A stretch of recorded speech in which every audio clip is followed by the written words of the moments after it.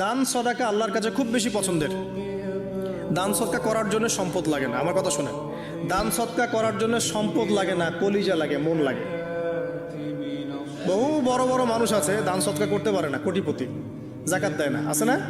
আর বহু গরিব মানুষ ভ্যান চালায়, কৃষিকাজ করে, দেখবেন 100 টাকা দান করে দিল। মন থাকতে হয়, মন, কলিজা বড় থাকতে হয়। তো যাদের কলিজা বড়, মন বড়, তারা দান সদকা করতে পারবে ইনশাআল্লাহ। আর যার মন বড় সেখানেই তো আল্লাহ নূর আসবে। সংক্ষিপ্ত মনে কি, সংকীর্ণ মন আল্লাহ নূর কোত্থেকে আসবে? কথা বুঝতে পারে নাই?